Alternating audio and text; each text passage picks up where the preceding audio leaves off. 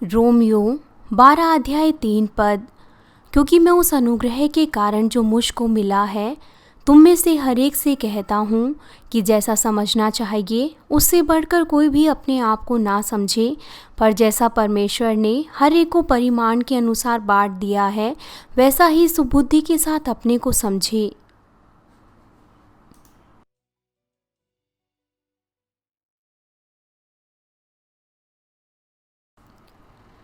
मसीह में प्रिय भाइयों और बहनों और प्रिय श्रोताओं, संसार भर में मानवीन की 11,000 शाखा और संघीय कलीसियाओं के सदस्य United State, United Kingdom, Canada, Honduras, Peru, Argentina, Germany, France, Belgium, Netherland और अफ्रीकी देश Kenya, Uganda, Congo, China, Japan, Pakistan, Indonesia, Philippines, Taiwan, India, Mongolia, Egypt और कोरिया की शाखा और संघीय कलीसियाओं के सदस्य और वो जो इंटरनेट के माध्यम से पूरे संसार भर में सभा में शामिल है और टीवी के दर्शकों, एक बड़ी परीक्षा से पहले वो विद्यार्थी जो अपनी परीक्षा के लिए तैयारी कर रहे हैं, उन्हें परीक्षा से पहले बहुत मेहनत करने की ज़रूरत होती है। और उन विद्यार्थियों के माता पिता भी वो अपने बच्चों पर दया करते हैं और उन्हें भी अपने हृदय में दर्द होता है अगर उनको कोई परेशानी होती है। वो अपने बच्चों को ये तो नहीं कह सकते कि तुम अपनी परीक्षाओं को छोड़ दो और तुम आराम करो। यदि विद्यार्थी अगर वो परीक्षा ना देना चाहे तो वो कुछ समय के लिए तो आराम महसूस कर सकते हैं, लेकिन वो अपने जीवन में किसी भी फल को नहीं प्राप्त कर पाएंगे। इसीलिए माता पिता वो अपने बच्चों को उत्साहित करते हैं कि वो एक अच्छे वातावरण में अच्छे से पढ़ाई करने पाएँ। और जब हमारे पिता परमेश्वर वो हम विश्वासियों की ओर देखते हैं जो अपने विश्वास की दौड़ को दौड़ रहे हैं, तो हमारे पिता परमेश्वर भी ऐसा ही महसूस करते हैं, क्योंकि हम उस महिमा का स्वर्ग के राज्य में आनंद लेंगे केवल तभी जब हम इस मनुष्य जाति की जुताई से होकर गुजरें, जिसमें हमें अपने बहुत से पसीने को बहाना है और मेहनत करनी है। इसीलिए पिता परमेश्वर वो हमें उत्साहित करते हैं ताकि हम अपने विश्वास की दौड़ को अच्छे से दौड़ें। पहला कुरिन्थियों 15 अध्याय उसका 19 पद हमें बताता है, यदि हम केवल इसी जीवन में मसीह से आशा रखते हैं तो हम सब मनुष्यों से अधिक है भाग्य हैं।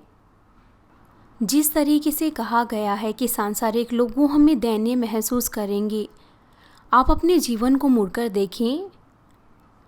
रविवार के दिन जब सांसारिक लोग वो इस संसार में आनंद लेते हैं, लेकिन आप कलीसिया में आते हैं, आप आराधना सभाओं में हिस्सा लेते हैं, चाहे गर्मी हो, सर्दी हो, बारिश हो या फिर बर्फ़ क्यों ही ना गिर रही हो, आप हमेशा सभाओं में आते हैं और आप अपने बच्चों को भी अपने साथ लेकर आते हैं।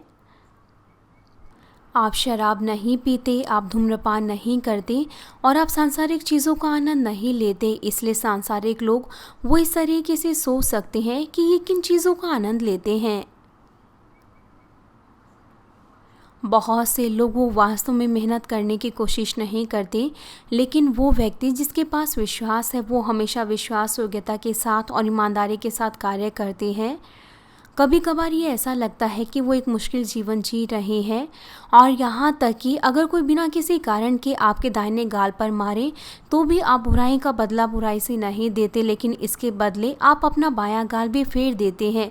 सांसारिक लोगों की नज़रों में ऐसा लगता है कि जैसे कि आप मूर्ख हैं। कृपया करके आप वापस मारने की बजाय आप अपने बाएं गाल को भी फेर दें। पिता परमेश्वर वो भलाई से बहुत ज़्यादा प्रेम करते हैं और पिता परमेश्वर वो अपने आप में भलाई हैं। इसीलिए पिता परमेश्वर चाहते हैं कि उनकी संतान भी भले बने और इसीलिए पिता परमेश्वर वो हमसे कहते हैं कि हमारे प्रकार की बुराई को दूर करें। और यहाँ तक कि अगर हम सक्रिय मार्ग में चल रहे हैं तो इसका मतलब ये नहीं कि हम दयनीय हैं, लेकिन इस सक्रिय मार्ग के अंत में स्वर्गीय महिमा वो हमारा इंतज़ार कर रही है और आपको निश्चित तौर से उस महिमा को प्राप्त करना है। इसीलिए पिता परमेश्वर वो आपसे कहते हैं कि आप इस सक्रिय मार्ग पर चलें और इसीलिए पिता परमेश्वर वो आपको अनुग्रह और आशीषें देते हैं ताकि आप इस मार्ग पर चल सकें। और जिस तरीके से आपका विश्वास बढ़ता है तो फिर स्वर्गीय राज्य का मार्ग वो आपके लिए और ज़्यादा सकरा नहीं रहेगा, बल्कि वो आपको और ज़्यादा चौड़ा लगेगा। और आप स्वर्ग के राज्य के द्वारों को और ज़्यादा अच्छे से देखने पाएंगे और आप बिना किसी रुकावट के दौड़ने पाएंगे। इसीलिए आपकी विश्वास की दौड़ वो और ज़्यादा आसान और आसान होती जाएगी। इस संदेश के द्वारा मैं आशा करता हूँ कि आपका विश्वास का परिमाण बढ़े और आप स्वर्ग की आशा के साथ भरे रहें। इसलिए मैं प्रभु यीशु मसीह के नाम से प्रार्थना करता हूँ कि आप इस स्वर्गीय राज्य की दौड़ को आनंद और पवित्र आत्मा की भरपूरी के साथ दौड़ने पाएँ। मसीह में प्रिय भाइयों और बहनों, ये विश्वास के परिमाण की श्रृंखला का 7वां संदेश है और मैं आपको लगातार दूसरे विश्वास के स्तर के बारे में बताऊंगा। जिस तरीके से जब एक बच्चा जन्म लेता है तो फिर हम सरकारी कार्यालय में जाकर उसका पंजीकरण कराते हैं, और जब इसी तरीके से कोई प्रभु यीशु मसीह को ग्रहण करता है और जब वो बचाया जाता है तो उसका नाम स्वर्ग में जीवन की पुस्तक में लिखा जाता है। जब हम प्रभु को उद्धारकर्ता ग्रहण करते हैं तो फिर हम पवित्र आत्मा पाते हैं और हम परमेश्वर की संतान बनते हैं, और फिर हम स्वर्ग और नरक पर विश्वास करते हैं और हम ये अंगीकार करते हैं कि यीशु मसीह वो मेरा उद्धार करता है। क्योंकि वो व्यक्ति जिसने अभी प्रभु को उद्धारकर्ता ग्रहण किया है वो सत्य को सही से नहीं जानता, इसलिए उसका जीवन सांसारिक लोगों से अलग नहीं है। लेकिन जिस तरीके से वो व्यक्ति लगातार परमेश्वर के वचनों को सुनता है तो फिर वो महसूस करता है कि उसे सत्य के अनुसार जीना चाहिए, और जब वो सत्य के अनुसार जीने की कोशिश करता है तो फिर ये दूसरे विश्वास के स्तर की शुरुआत है। पहले विश्वास के स्तर पर वो किसी भी चीज़ को नहीं जानते, वो सत्य को नहीं जानते, वो केवल कलीसिया में आते हैं और कुछ ना कुछ सोचते रहते हैं। लेकिन जैसे जैसे वो परमेश्वर के वचनों को सीखते हैं तब वो जानने पाते हैं कि हमें परमेश्वर के वचनों का पालन करना है, और वो परमेश्वर के वचनों का अभ्यास करने की कोशिश करते हैं। ये विश्वास का दूसरा स्तर है। दूसरे विश्वास के स्तर पर आप परमेश्वर के वचनों के अनुसार जीने की कोशिश करते हैं, लेकिन आप पूरी तरीके से पालन नहीं करते। कभी कभार आप पालन करते हैं, लेकिन कभी कभार आप अपने पुराने जीवन की तरह जीते हैं, ये जानते हुए कि आपको पाप नहीं करना चाहिए। इसीलिए जब आप संदेशों को सुनते हैं तो आपको इस योग्य होना चाहिए कि आप अपने आप को पहचानें कि आपका विश्वास वो कौन से स्तर का है। वो नए विश्वासी जो नए कलीसिया में आए हैं, कृपया करके आप अपने आप को जांचें कि आप पहले विश्वास के स्तर पर हैं, दूसरे विश्वास के स्तर पर, तीसरे विश्वास के स्तर पर, या फिर चौथे विश्वास के स्तर पर। और यहाँ तक कि अगर आप दूसरे विश्वास के स्तर में हैं तो आप कितना पालन करते हैं। 1%, 10%, 100%, आपको अपने आप को जांचना है। और जब आप अपने आप को जांचेंगे तो फिर आप विश्वास के ऊंचे स्तर में जा सकते हैं। लेकिन यहाँ तक कि दूसरे विश्वास के स्तर पर हर एक व्यक्ति वो अलग अलग परिमाण के अनुसार वचनों का अभ्यास करता है। एक और कुछ ऐसे लोग हैं जो जल्दी ही दूसरे विश्वास के स्तर में आ जाते हैं, लेकिन कुछ ऐसे व्यक्ति होते हैं जो लगातार वचनों का अभ्यास नहीं कर पाते जो उन्हें करना चाहिए। और दूसरी ओर कुछ ऐसे लोग होते हैं जिनके पास ताकत होती है कि वो लगातार वचनों का पालन करें, और इसीलिए वो जल्दी ही तीसरे विश्वास के स्तर पर आते हैं। इसलिए आप अपने विश्वास को जांच सकते हैं, यहाँ तक कि दूसरे विश्वास के स्तर पर आप कितना पालन करते हैं। 10%, 50%, 70%, 80%, या आप कितना पालन करते हैं।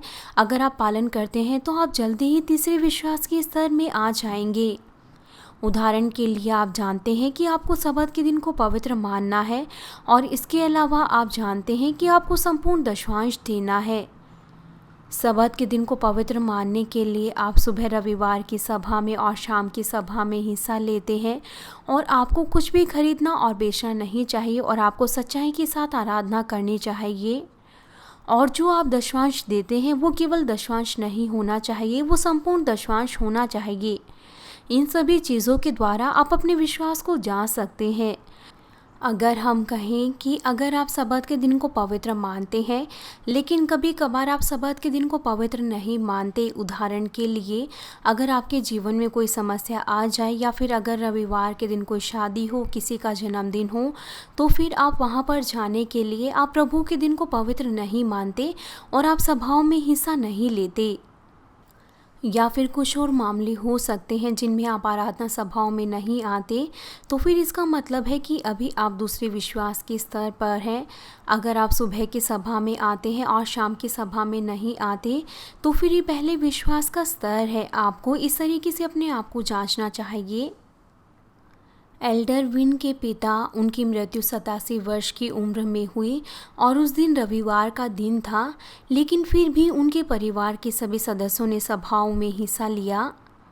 मैंने एल्डर बिन से कहा था कि वो उनके सबसे बड़े बेटे हैं कि जैसे ही सभा ख़त्म हो वो जल्दी से चले जाए, लेकिन फिर भी उसके सभी परिवार के सदस्यों ने सभाओं में हिस्सा लिया। और मेरी माँ की मृत्यु भी रविवार के दिन हुई जब वो 97 वर्ष की थी। मेरे गांव से मुझे रविवार की सुबह फ़ोन आया और मुझे बताया गया कि मेरी माँ की मृत्यु हो गई है, लेकिन फिर भी मैंने सुबह और शाम की सभाओं में हिस्सा लिया और उसके बाद ही मैं अपने गांव गया। उस समय मेरे भाई और बहनों के पास ज़्यादा विश्वास नहीं था, लेकिन उन्होंने मुझे कुछ भी नहीं कहा। मेरी माँ की मृत्यु सुबह हो गई थी, लेकिन मैं वहाँ पर रात को पहुँचा, लेकिन फिर भी किसी ने मुझसे कुछ नहीं कहा, लेकिन इसकी बजाय वो मुझे देखते हुए खुश थे कि मैं वहाँ पर गया। निश्चित तौर से एक बेटा होने के नाते मुझे वहाँ पर सुबह जाना चाहिए था, लेकिन वो मुझे देखकर खुश हुए और उन्होंने मुझे सांत्वना दी। उसके अनुसार कि आप किस तरीके के विश्वास को दिखाते हैं तो आप अपने परिवार के सदस्यों के हृदय को प्रभावित कर सकते हैं, तो फिर वो सोचेंगे कि ये विश्वासी है और वो फिर आपके ऊपर और ज़्यादा सताव नहीं करेंगे। मसीह में प्रिय भाइयों और बहनों, यहाँ तक कि अगर आपके पास कलीसिया में महत्वपूर्ण कार्य है, अगर आप वचनों का अभ्यास नहीं करते और आप असत्य में जीते हैं, तो फिर आप दूसरे विश्वास के स्तर पर हैं जो कि बालकों का विश्वास है। और ये pastors, elder, senior deaconess, cell leader, Sunday school के अध्यापकों पर भी लागू होता है। पिता परमेश्वर वो मनुष्यों के अंदरूनी हृदय को देखते हैं और वो हमारे कलीसिया के पदों के अनुसार या फिर कितने लंबे समय से हम विश्वासी हैं या फिर कितने लंबे समय से हम कलीसिया में आ रहे हैं, वो इसके अनुसार हमारे हृदय को नहीं देखते। पिता परमेश्वर वो देखते हैं कि कितना ज़्यादा हम सत्य का पालन करते हैं और वचनों का अभ्यास करते हैं।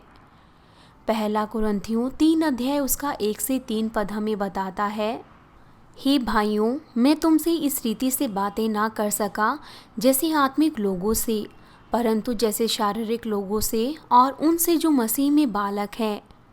मैंने तुम्हें दूध पिलाया, अन्ना खिलाया, क्योंकि तुम उसको ना खा सकते थे, वरन अभी तक भी नहीं खा सकते हो, क्योंकि अब तक शारीरिक हो, इसलिए कि जब तुम में डहा और झगड़ा है तो क्या तुम शारीरिक नहीं और मनुष्य की रीति पर नहीं चलते।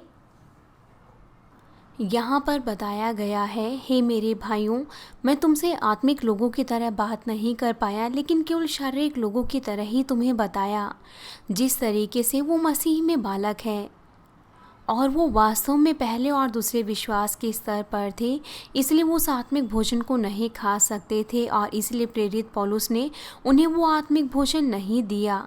इसलिए केवल शारीरिक लोगों की तरह ही उन्हें वो भोजन दिया, क्योंकि वो शारीरिक लोग थे, वो वचनों का पालन नहीं करते थे, इसलिए वो केवल शारीरिक लोग थे। इसलिए प्रेरित पौलुस वो उन्हें आत्मिक लोगों की तरह नहीं समझा पाया, उसने केवल बालकों की तरह ही उनके साथ व्यवहार किया।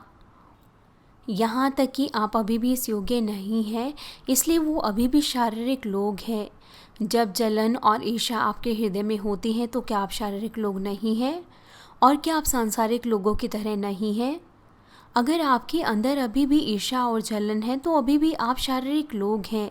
अगर आप किसी से ईर्ष्या और जलन रखते हैं, अगर उसका न्याय और निंदा करते हैं, तो आप अभी भी शारीरिक लोग हैं और आप केवल अभी भी पहले और दूसरे विश्वास के स्तर में हैं और आप मसीह में अभी भी बालक हैं।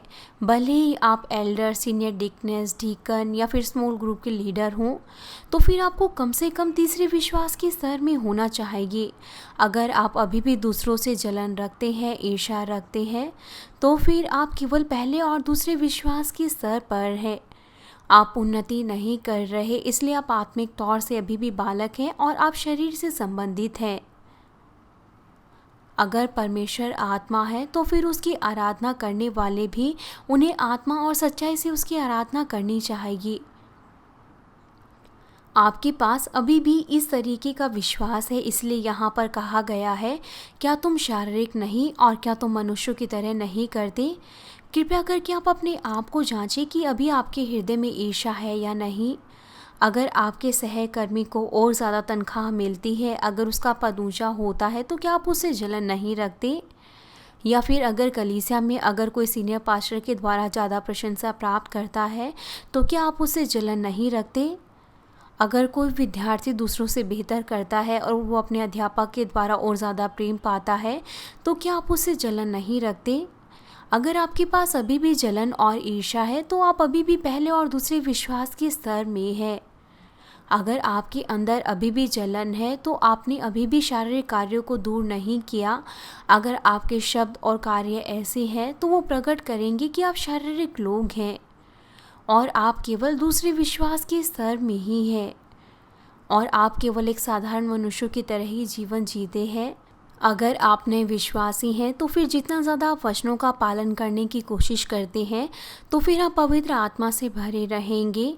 लेकिन अगर आप दूसरे विश्वास के स्तर में ज़्यादा लंबे समय तक बने रहते हैं, यहाँ तक कि आप एक बहुत लंबे समय से विश्वासी हैं और आपके पास कलीसिया में पद भी है, तो फिर आप परमेश्वर के विरोध में पापों की दीवारों को खड़ा करते हैं।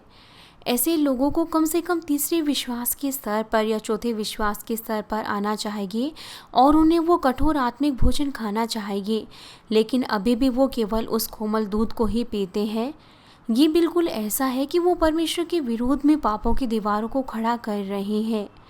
परमेश्वर के सामने आपके पास कोई भी दीवार नहीं होनी चाहिए जो कि पाप की हो, लेकिन आप अभी तक केवल दूध ही पीते हैं, तो इसका मतलब है कि आप बार बार आप पापों को करते हैं और आपकी पाप की दीवार वो और ज़्यादा मोटी होती जाती है।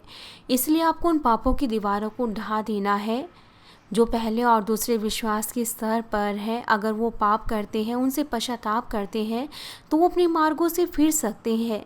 लेकिन अगर कोई तीसरे विश्वास के स्तर पर है या उससे बढ़कर है, अगर कोई उन पापों को करे जो पहले और दूसरे विश्वास के स्तर के लोग करते हैं, तो वो पिता परमेश्वर के विरोध में पापों की दीवारों को खड़ा करते हैं।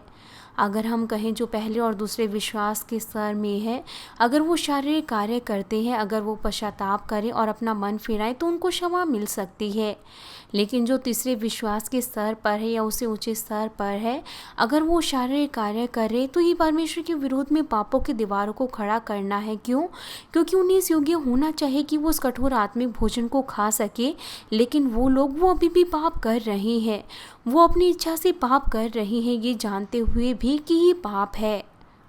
पिता परमेश्वर वो आपको ऐसे ही नहीं देखेंगे। पिता परमेश्वर वो अपने बच्चों को सुरक्षा देना चाहते हैं अपनी धधकती आंखों के द्वारा और स्वर्गीय सेना और स्वर्गदूतों के द्वारा, लेकिन ऐसे मामलों में वो सुरक्षा नहीं दे पाते। वो बहुत ज़्यादा शर्मिंदा महसूस करेंगे और वो अपने मुंह को फेर लेंगे और फिर वो सोचेंगे कि क्या वो वास्तव में स्वर्गीय नागरिक हैं, क्या उनका नाम वास्तव में जीवन की पुस्तक में लिखा है, और वो अपने मुंह को इस तरीके से मोड़ लेंगे। आपको अच्छे से समझाने के लिए मैं आपको एक उदाहरण देता हूँ। अगर एक कमरे में आप मेरे साथ बात कर रहे हैं और अगर आप मेरी बातों को सुनते हुए सो जाएं, तो मैं आपकी ओर देखते हुए बहुत ज़्यादा शर्मिंदा महसूस करूँगा, क्योंकि आप मेरी बातों को सुनने की भी कोशिश नहीं कर रहे, आप मेरी बातों को अनदेखा कर रहे हैं। वो मेरे सामने अभद्र व्यवहार कर रहा है, तो फिर मैं भी उसकी कोई मदद नहीं कर पाऊँगा और फिर मैं भी चुप हो जाऊँगा, क्योंकि मैं खुद में ही शर्मिंदा महसूस करूँगा। और ये पिता परमेश्वर के साथ भी ऐसा ही है। अगर आप पिता परमेश्वर के वचनों को और सत्य को जानते हैं और तब भी आप उनका पालन नहीं करते, तो फिर पिता परमेश्वर वो शर्मिंदा महसूस करेंगे और यहाँ तक कि वो अपने मुख को भी मोड़ लेंगे। और ये स्वर्गीय सेना और स्वर्गदूतों के साथ भी ऐसा ही है। जब हम ज्योति में और सत्य में चलते हैं, तो फिर पिता परमेश्वर हमें सुरक्षा देते हैं। लेकिन अगर हम ज्योति में और सत्य में नहीं चलते, तो फिर हमारे जीवन में आजमाइशें, परीक्षाएं और बीमारी आएंगी। और इससे भी बढ़कर अगर आप आराधना सभाओं में भी अगर आप तीसरे विश्वास के स्तर पर होने के बाद भी ऊँगते हैं, आप सो जाते हैं, तो फिर ये पिता परमेश्वर के मुंह पर थूकना है। और ये बिल्कुल ऐसा है कि आप पिता परमेश्वर के मुंह पर थूक रहे हैं। इस तरीके के लोग वो उत्तरों को प्राप्त नहीं करेंगे जो कुछ भी वो प्रार्थना करेंगे, क्योंकि वो शर्मिंदा महसूस करेंगे। और ये बिल्कुल ऐसा है कि वो सच में पिता परमेश्वर के मुंह पे थूक रहे हैं। जब संदेश दिया जाता है तब वो सोते हैं या फिर वो ऊँगते हैं, क्योंकि उनके और पिता परमेश्वर के बीच में पापों की दीवारें होती हैं। और जब वो लगातार ऐसा करते हैं तो फिर वो पापों की दीवार वो और ज़्यादा मोटी होती जाती है। अगर आप किसी का न्याय और निंदा करते हैं जिनका आपको न्याय और निंदा नहीं करना चाहिए, तो फिर ये पाप है। अगर आप इन पापों की दीवारों को नहीं ढहाते तो फिर दुष्शत्रु शैतान जब आप संदेशों को सुन रही होंगे तो फिर वो आपको नींद देंगे और आप सो जाएंगे। अगर वो व्यक्ति जिन्हें तीसरे विश्वास के स्तर पर होना चाहिए, अगर वो शारीरिक कार्यों को करते हैं और ऐसे पापों को करते हैं जो उन्हें मृत्यु की ओर ले जाते हैं, तो फिर उन्हें क्षमा नहीं मिल सकती। और यहाँ तक कि जो पहले और दूसरे विश्वास के स्तर पर हैं, अगर वो पश्चाताप करें और अपने मार्गों से फिरे तो उनको क्षमा मिल सकती है। ऐसे लोगों पापों को जानते हुए भी लगातार पाप करते हैं और वो लोगों प्रभु को बार बार क्रूस पर चढ़ाते हैं। इसलिए वो ना केवल पश्चाताप ही करना चाहिए। अगर वो पश्चाताप नहीं करेंगे तो फिर आगे उन्हें पश्चाताप की आत्मा नहीं मिलेगी। आपको आंसुओं के साथ और बहती हुई नाक के साथ पश्चाताप करना चाहिए, लेकिन पश्चाताप की आत्मा उन्हें आसानी से नहीं मिलती। पश्चाताप की आत्मा क्या है? पश्चाताप ऐसा नहीं है कि केवल आप आंसू बहाएं या अपनी नाक बहाएं, लेकिन पश्चाताप भी ये 2 प्रकार का होता है। यहाँ तक कि अगर कोई अपनी आंसू को बहाए और उसकी नाक भी बहे तो वो केवल कई बार भावनाओं से ही भरकर पश्चाताप करते हैं। अगर किसी के माता पिता की मृत्यु हो जाती है, वो जो वास्तव में अपने माता पिता का आदर करते हैं और जिन्होंने वास्तव में उनकी सेवा की होगी, वो अपने आप को नियंत्रित करेंगे। लेकिन यहाँ तक कि कुछ पुरुष भी वो बहुत ज़्यादा तेज रोते हैं और कुछ बेटियाँ भी वो बहुत ज़्यादा तेज रोती हैं। उनमें से कुछ लोग वो बहुत ज़्यादा सच्चे दर्द के शोक में रोते हैं, लेकिन कुछ लोग वो अपनी भावनाओं के कारण ही आंसू को बहाते हैं। जब आप आसमान की ओर देखते हैं तो आपको शर्मनाक महसूस करना चाहिए, क्योंकि आपने बहुत से पाप किए हैं। इसलिए आपको अपने हृदय को सबसे पहले पश्चाताप में डालना है। लेकिन आप कई बार इस तरीके से पश्चाताप नहीं करते, और जो इस तरीके से पश्चाताप नहीं करते तो वो दोबारा से ऐसे पापों को करते हैं, यहाँ तक कि वो बार बार पश्चाताप करते हैं। लेकिन जो व्यक्ति एक बार सच्चा पश्चाताप करेगा वो दोबारा से उन पापों को नहीं करेगा और वो उन पापमय स्वभावों को अपने हृदय से निकाल देंगे। ये वो है जब वो सचमुच में पश्चाताप करते हैं। अगर आपके पास पापमय स्वभाव है तो फिर आप केवल कुछ ही क्षणों के लिए पश्चाताप करेंगे और फिर दोबारा से उन्हीं पापों को करेंगे।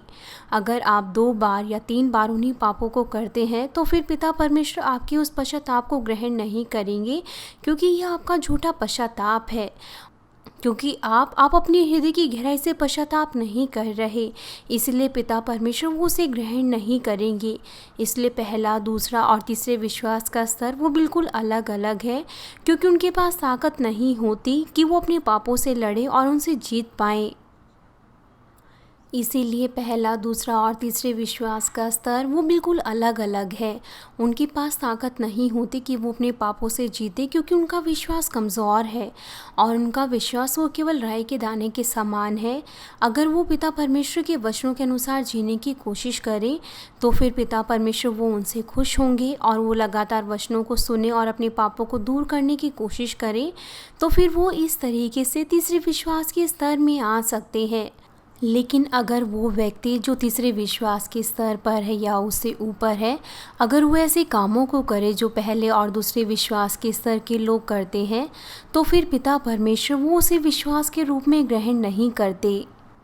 तो फिर पिता परमेश्वर उन्हें उनके विश्वास के रूप में ग्रहण नहीं करते, और वो जो शारीरिक कार्य करते हैं वो नहीं बचाए जाएंगे।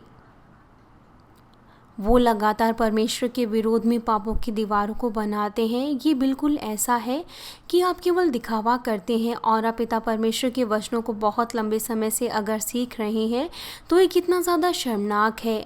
यहाँ तक कि आप प्रार्थना करते हैं और आराधना सभाओं में आते हैं तो भी आपके लिए मुश्किल होगा कि आप पवित्र आत्मा की भरपूरी को प्राप्त करने पाएँ।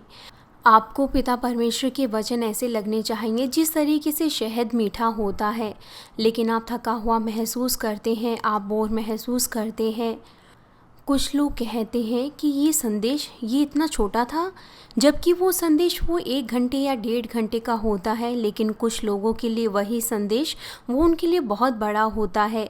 और जब आपको कोई बीमारी होती है या जब आप परीक्षा और आजमाइशों का सामना करते हैं तो फिर आपके पास साहस नहीं रहता।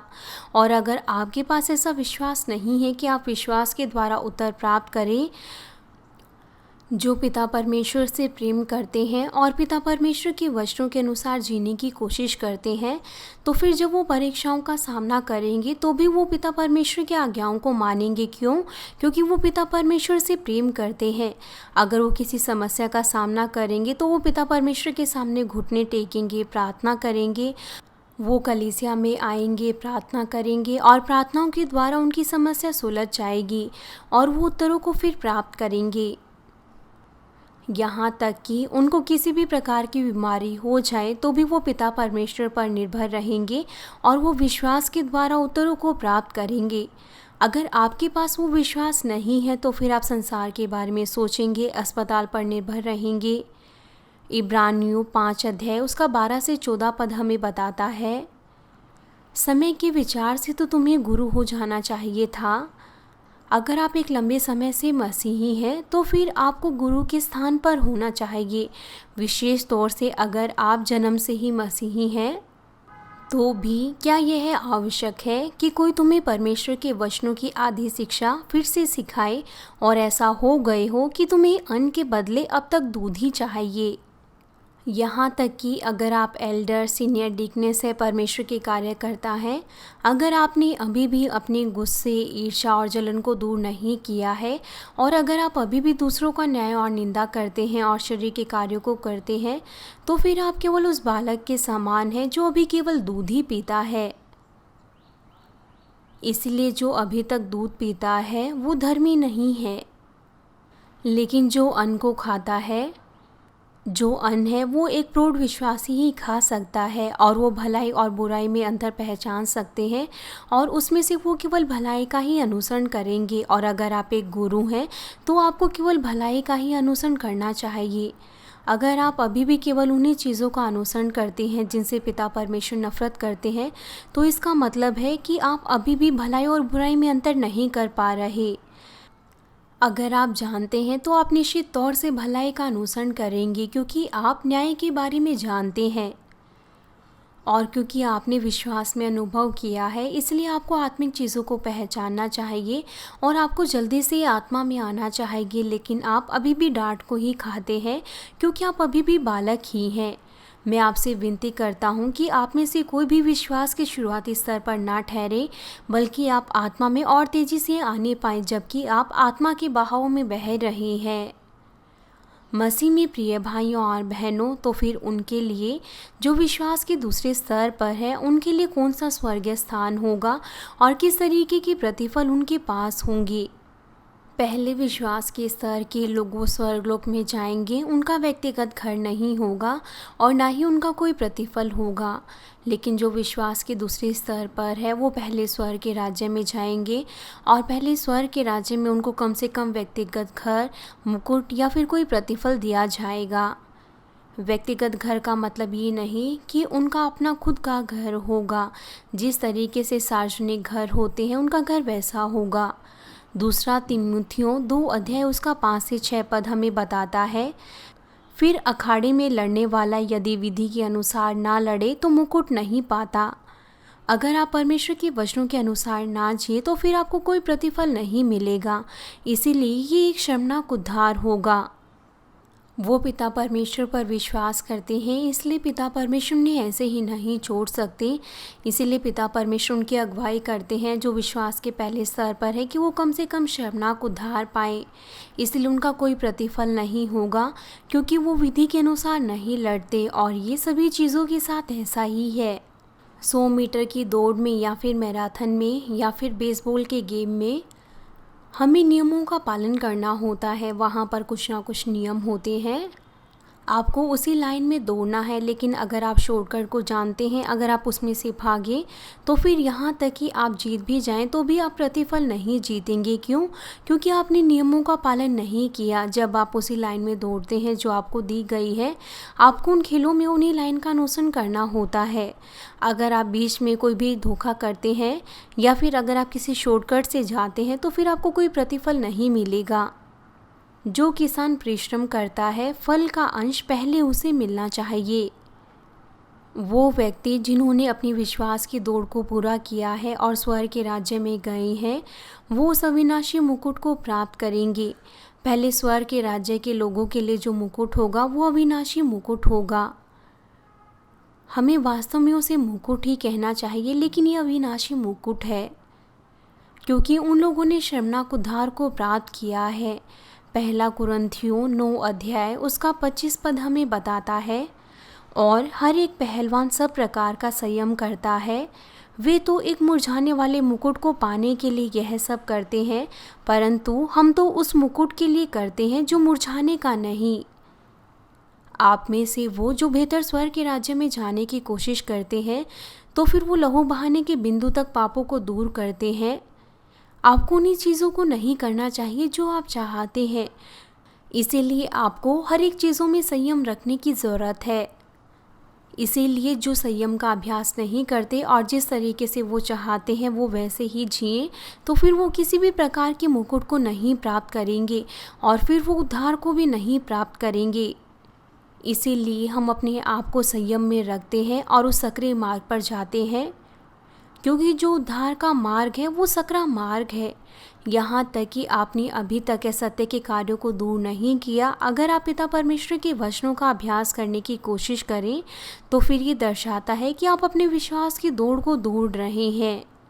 पहले स्वर्ग के राज्य में जो उनके घर हैं वो किसी महल की तरह नहीं होंगे, वो अपार्टमेंट्स की तरह होंगे। जिस तरीके से इस संसार में अपार्टमेंट्स होते हैं वो बिल्कुल उनकी तरह होंगे।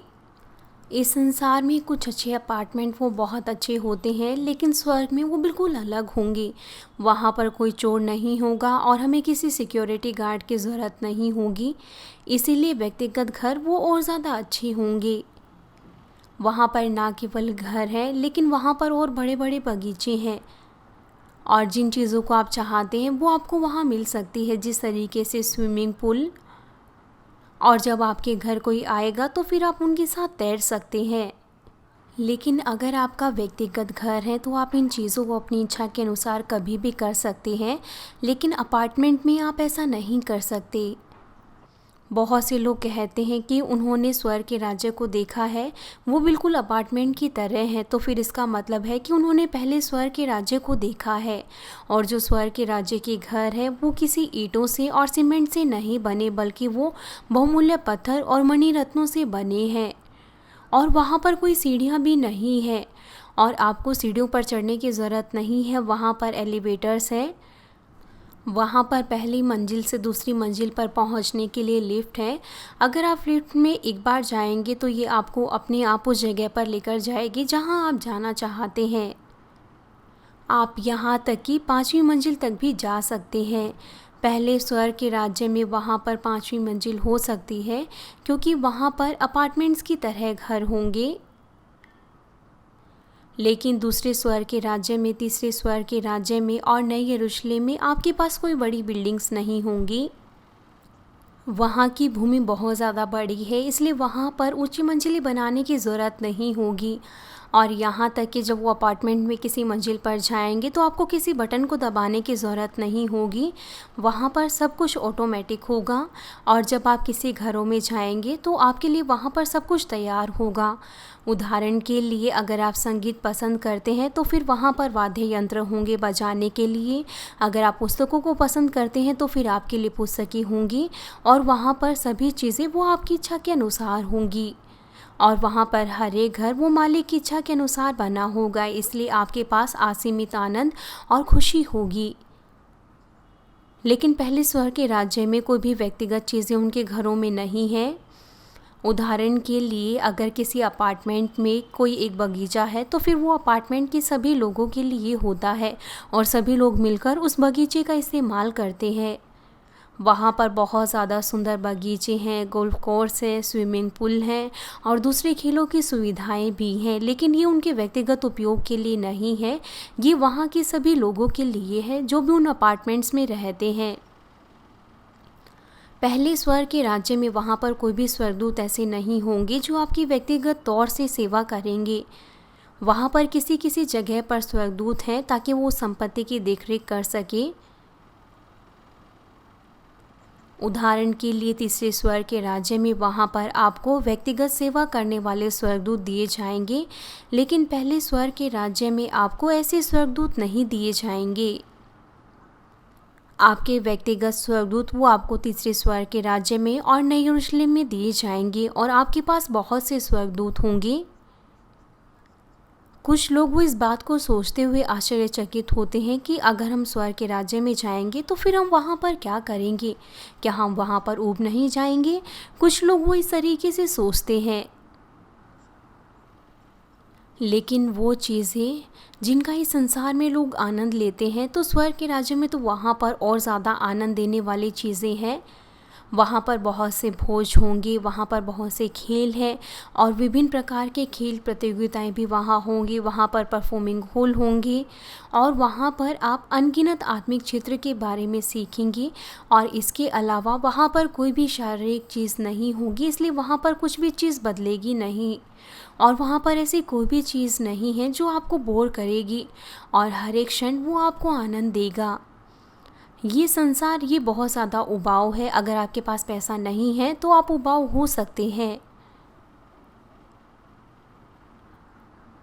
और यहाँ तक कि अगर आपके पास पैसा भी है और वो सभी चीज़ें हैं जो आप चाहते हैं तो भी आप इस संसार में उबाऊ हो सकते हैं। और यहाँ तक कि आपके पास बहुत सा पैसा हो, प्रसिद्धि हो तो भी आप उबाऊ हो सकते हैं। और यहाँ तक कि इतना पैसा होने के बाद भी बहुत से लोग कई बार डिप्रेशन में भी आ जाते हैं। आपको इस बात को याद रखना है कि आपको केवल पहले स्वर्ग के राज्य से ही संतुष्ट नहीं होना चाहिए, चाहे ये स्थान कितना भी सुविधाजनक क्यों ना हो। मैंने आपको बताया है कि यहाँ तक कि स्वर्गलोक जो कि पहले विश्वास के लोगों के लिए स्थान है, ये सुंदर है और इसकी तुलना इस पृथ्वी की किसी भी चीज़ के साथ नहीं की जा सकती। और स्वर्गलोक और पहले स्वर्ग के राज्य के बीच में एक बहुत बड़ा अंतर है। उदाहरण के लिए एक गोल्ड फिश जो एक कटोरे में है और एक व्हेल जो प्रशांत महासागर में है, उन दोनों को तैरने की स्वतंत्रता में बहुत ज़्यादा आनंद होगा। क्या आप ऐसा नहीं सोचते कि वो मछली जो केवल एक कटोरे में है वो तैरने में कहीं ना कहीं सुविधाजनक महसूस करेगी, लेकिन जो कि समुद्र में है वो कितनी आराम से तैर सकती हैं। क्या आप ऐसा महसूस नहीं करते कि आपको स्वतंत्रता चाहिए? और ये पक्षियों के साथ भी ऐसा ही है। वो पक्षी जो किसी एक घर में पिंजरे में बंद करके रखे जाते हैं और दूसरी तरफ वो पक्षी जो आकाश में उड़ते हैं, उन दोनों के बीच में अंतर होता है। लेकिन जो भी है जो घर में होते हैं उन्हें किसी खाने की चिंता करने की ज़रूरत नहीं होती। लेकिन फिर भी पहले स्वर्ग के राज्य में और दूसरे स्वर्ग के राज्य में एक बहुत बड़ा अंतर है और दूसरे स्वर्ग के राज्य में और तीसरे स्वर्ग के राज्य में भी बहुत बड़ा अंतर है। ये अंतर बिल्कुल ऐसा है कि जिस तरीके से पृथ्वी और स्वर्ग के बीच में अंतर है। और नई यरूशलेम की खुशी और आनंद वो इससे भी बढ़कर होगा। इस पृथ्वी पर यहाँ तक कि हम स्वर्गलोक की सुंदरता को और खुशी को इस पृथ्वी पर हम नहीं दर्शा सकते। हमारे पिता परमेश्वर वो आपको सबसे बेहतर स्वर्ग के राज्य में लेकर जाना चाहते हैं और आपको इसे बलपूर्वक लेना है और आपको वहाँ जाना है। आपको अपने विश्वास की दौड़ को लगातार दौड़ना है। आपको दूसरे स्वर्ग के राज्य से तीसरे स्वर्ग के राज्य में और फिर आपको नई यरूशलेम तक पहुंचना है। मसीह में प्रिय भाइयों और बहनों, दूसरे विश्वास के स्तर तक आप वचनों का अभ्यास करने की कोशिश करते हैं, लेकिन इसका मतलब ये नहीं कि आप पिता परमेश्वर की इच्छा को समझते हुए इन वचनों का पालन करते हैं। आप केवल एक कर्तव्य समझकर इन वचनों का पालन करते हैं। आपको पिता परमेश्वर के इन वचनों का पालन अपने हृदय की गहराई से करना चाहिए। उदाहरण के लिए पिता परमेश्वर जब हमसे कहते हैं कि हमें सबत के दिन को पवित्र रखना है, तो बहुत से लोग वो बहाने बनाते हैं और सबत के दिन को पवित्र रखने के द्वारा पिता परमेश्वर वो हमारे जीवन में आशीषें देते हैं और दुष्ट शत्रु शैतान वो हमारे जीवन में फिर आजमाइशें लेकर नहीं आ सकता। पिता परमेश्वर ने हमसे कहा है कि हमें सबत के दिन को पवित्र रखना है और ये हमारे लिए आशीषें हैं। और फिर पिता परमेश्वर हमें अपनी संतान के रूप में पहचानते हैं और फिर पिता परमेश्वर वो स्वर्गदूतों के द्वारा और अपने धधकती आंखों के द्वारा हमें सुरक्षा देते हैं। अगर हम पिता परमेश्वर के इस हृदय को समझें कि पिता परमेश्वर के इस हृदय के साथ हमें इस दिन को पवित्र रखने के लिए कहते हैं, तो फिर हम आनंद और खुशी के साथ इस दिन को पवित्र मानेंगे और जब हम पिता परमेश्वर के सामने आएंगे तो हम अपने पूरे हृदय से उनकी स्तुति करेंगे। अगर आपको कोई कहता है कि आप रविवार के दिन चर्च जाने की बजाय कहीं और जाएं, तो फिर आप वहां नहीं जाएंगे, लेकिन वो स्थिति बिल्कुल अलग होगी कि आप बिना पिता परमेश्वर के हृदय को जाने अगर आप इस दिन को पवित्र मानने की कोशिश करते हैं, तो आप ऐसा महसूस करते हैं कि घर पर आराम करना तो अच्छा है या फिर आप कहीं पर काम करने के लिए चले जाएंगे। आपके हृदय में एक तरफ तो आप सबत के दिन को पवित्र मानना चाहते हैं, लेकिन हृदय के एक कोने में आप इसे पवित्र नहीं मानना चाहते। और जब पवित्र आत्मा आपकी मदद करती है कि आप पवित्र वचनों के अनुसार जिएं, तो आपके हृदय में संघर्ष होता है। अगर इस समय आपके हृदय में सांसारिक इच्छा ज़्यादा है, तो फिर आप चर्च में नहीं आएंगे और आप फिर सबत के दिन का उल्लंघन कर देंगे। लेकिन अगर आपके हृदय में सत्य ज़्यादा है और आपके हृदय में पवित्र आत्मा की अगुवाई मजबूत है, तो फिर आप प्रभु के दिन को पवित्र मानेंगे। अगर आपके हृदय में असत्य का हृदय ज़्यादा है, तो फिर आप वचनों का उल्लंघन करेंगे। अगर आपके हृदय में सत्य का भाग ज़्यादा है, तो फिर आप सत्य का अभ्यास करेंगे और आप आशीषों को प्राप्त करेंगे। लेकिन दूसरे विश्वास के स्तर के बीच में वहाँ पर आपके हृदय में सत्य और असत्य के बीच में संघर्ष होता है। इस तरीके से आपके हृदय में संघर्ष चलता रहता है। रोमियो 7 अध्याय उसका 24 पद हमें बताता है, मैं कैसा अभाग्य मनुष्य हूँ, मुझे इस मृत्यु की देह से कौन छुड़ाएगा। जिस तरीके से बताया गया है कि अगर आप विलाप करते हैं और शिकायत करते हैं, तो फिर आप अपने हृदय में मुश्किल महसूस करेंगे। लेकिन जिस हद तक अगर आप प्रार्थना करेंगे और आप पवित्र आत्मा की इच्छा का अनुसरण करेंगे और आप एक एक करके सत्य का अनुसरण करेंगे, तो फिर आपके हृदय में सत्य की इच्छा वो कमज़ोर होती जाएगी और आपके हृदय में सत्य की इच्छा वो और ज़्यादा मजबूत होती जाएगी और आप लगातार फिर सत्य का अनुसरण करेंगे। और आप जैसे जैसे सत्य का अनुसरण करेंगे, तो फिर आपका हृदय पवित्र आत्मा की भरपूरी से भरा होगा। और जब आप इस प्रक्रिया से गुजरने के बाद आप वचनों का अभ्यास करते हैं, तो फिर आप तीसरे विश्वास के स्तर में पहुँचेंगे। आप कहाँ पहुँचेंगे? तीसरे विश्वास का स्तर ये वो स्तर है जहाँ पर आप दूध पीने के बाद अब आप अन्न खाना शुरू करते हैं। मैं आपको तीसरे विश्वास के स्तर के बारे में मैं आपको अगले संदेश में बताऊंगा। मैं आपको इस संदेश का निष्कर्ष देता हूँ। मसीह में प्रिय भाइयों और बहनों, बचपन से ही अगर मैंने किसी भी चीज़ को करने का निर्णय लिया, तो फिर मैंने वास्तव में उन चीज़ों को किया। ना केवल वो वायदा जो मैंने दूसरे लोगों के साथ किया, अगर मैंने अपने आप से भी किसी वायदे को तोड़ा, तो फिर मैंने अपने आप को सजा दी और मैं खाना खाना छोड़ देता था ताकि मैं अगली बार अपने वायदे को निभाऊं। ये मेरी आदत बन गई और इससे मेरे विश्वासी जीवन में भी बहुत ज़्यादा फ़ायदा हुआ। और जब मैंने एक बार परमेश्वर के वचनों को सुना समझा, तो मैंने अपने मन को बनाया कि मैं उन वचनों के अनुसार जीऊँगा। और विश्वास के ऊंचे स्तर में जाने के लिए बहुत ज़्यादा ज़रूरी है कि आपने जिन चीज़ों को करने का निर्णय लिया है, आप बिना बदले हुए उन चीज़ों को करें। और मैं प्रभु यीशु मसीह के नाम से प्रार्थना करता हूं कि पिता परमेश्वर अपना अनुग्रह और ताकत वो आपके ऊपर उंडेले और आप जल्दी से आत्मा में आने पाएँ।